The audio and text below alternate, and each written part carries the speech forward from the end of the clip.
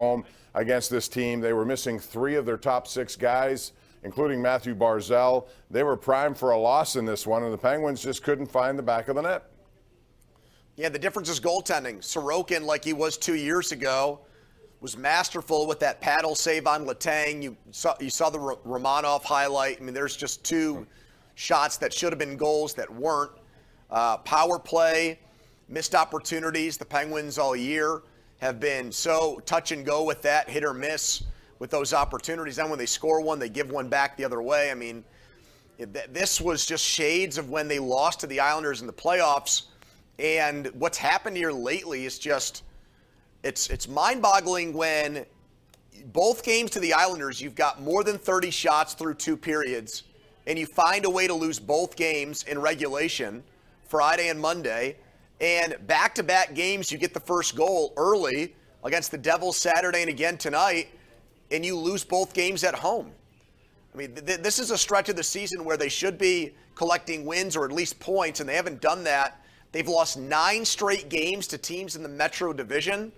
That hasn't happened inside the Penguins division in like 20-plus years for them to be so bad against common opponents.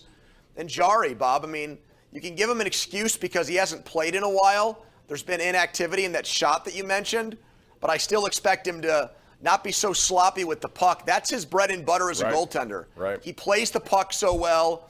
He's better at playing the puck than Fleury, obviously, and Matt Murray before him. It's like an extra defenseman back there with him, and that was just such a careless, clueless play that ends up really being the difference in this game. And I wonder what Ron Hextall's thinking right now, because he has to be thinking something. They're in this to win now, or at least to compete now, get to the playoffs now. That's what they did in the offseason. And so he sits, he waits. He seems to be tentative, timid about making trades, especially when it means number 1 picks on the table or isn't on the table, Andrew. But they got to do something. Give me 30 seconds before I go to break on that.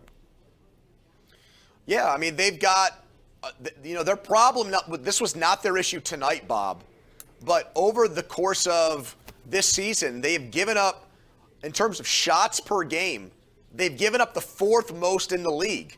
The only teams that surrender more shots per game are Anaheim, Arizona, and Columbus. That is terrible company. You do not want to be associated with those teams. They've gotten killed in the possession stats. So they've got to find guys in their bottom 6 that help shore that up, that play with the puck instead of playing without it. And I just don't see from Hextall a desire or a willingness to be aggressive and do something like that. So I feel like we're going to be very disappointed with what the Penguins do over the next few days leading up to the trade deadline. Well, my personal opinion, he owes it to this team to do something. He can't just sit there and do nothing just because you're trying to protect the number 1 pick. We got to go to break on that note. We have a lot of people, Andrew, who want to talk about this team.